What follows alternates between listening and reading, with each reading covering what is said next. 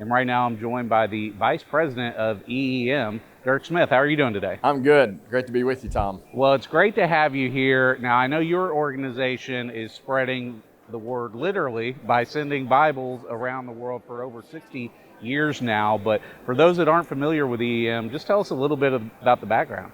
Yeah, it's pretty easy. We've got a really good elevator speech. We publish, print, and distribute Bibles in Bible-based materials and deliver them into 30 plus different countries, 20 plus different languages, all free of charge. So yeah, we started back in the 60s, 1961, as Bible smugglers, actually, and printed a very small little Bible that we affectionately refer to as the Marlboro Bible, because it's the exact size of a pack of cigarettes. Oh, okay. Because the guards didn't care if you smuggled cigarettes through, but they didn't want Bibles. They'd ask you one or two things: any Bibles or guns? Which, when you think about that, Tom, it's an interesting question. Two things that will provide a revolution, but in two very different ways. Wow.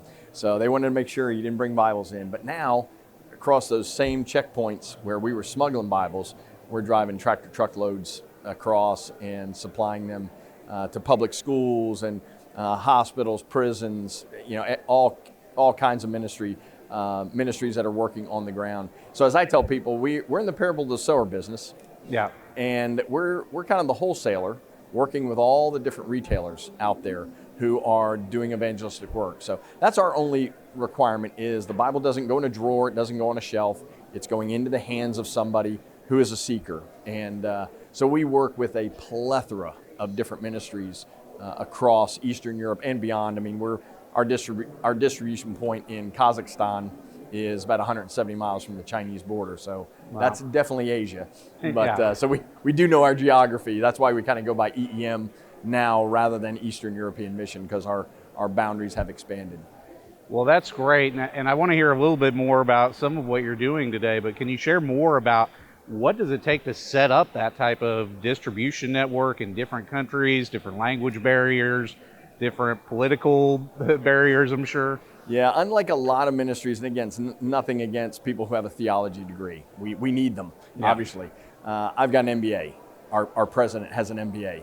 So we run it as a business. It's a multinational, multi-million-dollar business. And when you're, as you pointed out, when you've got to distribute Bibles into that many different countries and that many different languages.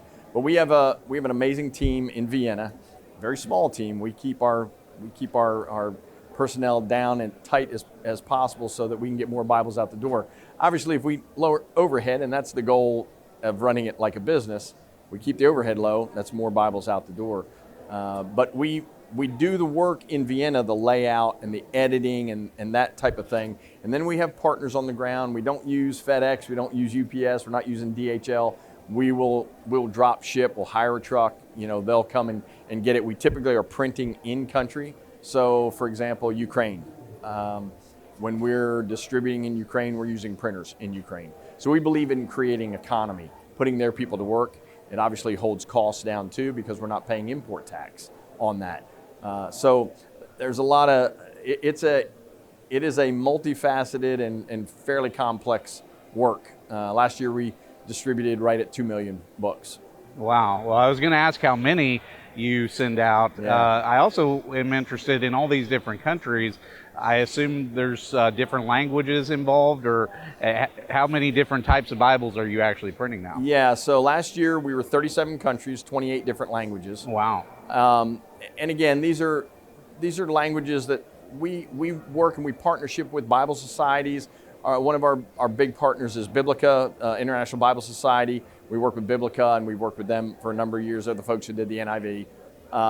But all of these translations are coming from the Hebrew and the Greek. So you never translate anything from English into, you'll get all kinds of errors in the biblical text. So but 28 different languages last year. That's amazing. Well, Dirk, thank you for taking time to be with me today and everything you're doing. Tell our viewers how they can find out more about your ministry. Yeah, if you want to learn more about EEM, just go to EEM.org. And starting March 1, we have a campaign that's kicking off to supply 570,000 Bibles to children's Bibles and teen Bibles. We call it our Bibles for Kids campaign. So if they want to get involved in that, that's a great way. It's a matching fund campaign, so we've had some donors step up, and every dollar is matched dollar for dollar during that campaign. So $5 provides 2 Bibles to children in these nations.